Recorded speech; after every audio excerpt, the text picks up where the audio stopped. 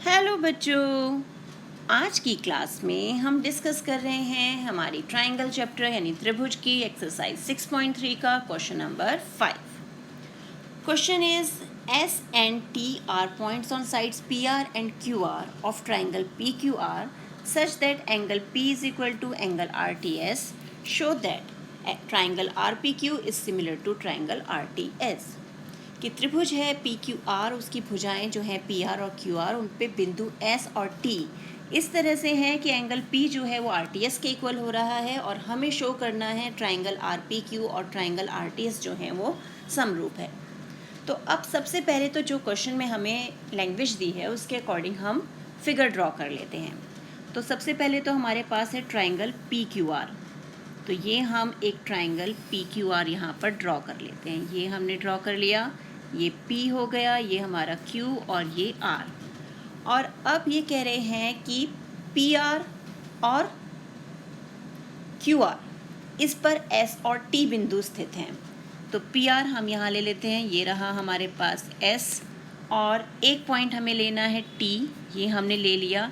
और ये दोनों इस तरह से हमारे पास इस पे सिचुएटेड हैं कि जो एंगल P है यानी ये वाला हमारा एंगल जो है वो आर टी एस कौन सा हो गया हमारे पास, आर टी एस यानी ये वाला एंगल।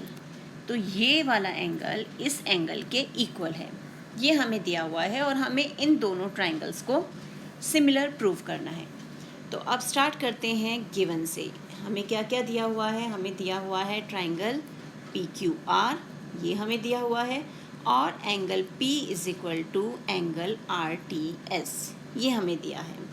और हमें शो क्या करना है या प्रूफ क्या करना है, टू शो हमें है triangle R P Q is similar to triangle R T S. तो अब देखते हैं इसे कैसे सॉल्व करेंगे।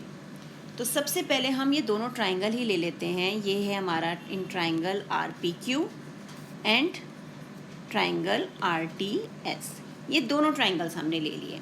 अब इसमें हम ध्यान से देखें, ये तो है हमारा ट्राइंगल आर पी क्यू या पी क्यू आर जिसे हम कहते हैं, ये हमारा ट्राइंगल, और ये है हमारा ट्राइंगल आर टी एस। दोनों ट्राइंगल में हमें बेटा जी यहाँ पर ये एंगल आर जो है वो कॉमन मिल रहा है, तो एंगल आर कॉमन हो गया। दूसरा हमें गिवन किया है कि एंगल P जो है वो एंगल आर टी एस के इक्वल है, यानी ये दोनों एंगल भी इक्वल हो गए। तो ऑब्वियसली थर्ड एंगल तो इक्वल होगा ही, तो इट मीन्स Q और S भी इक्वल हो जाएगा। और जब तीनों एंगल इक्वल हो गए तो हम सीधे सीधे angle angle angle similarity rule यहाँ पर अप्लाई कर सकते हैं।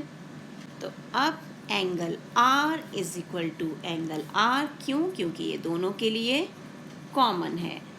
उसके बाद angle P is equal to angle R T S, ये हमें गिवन है।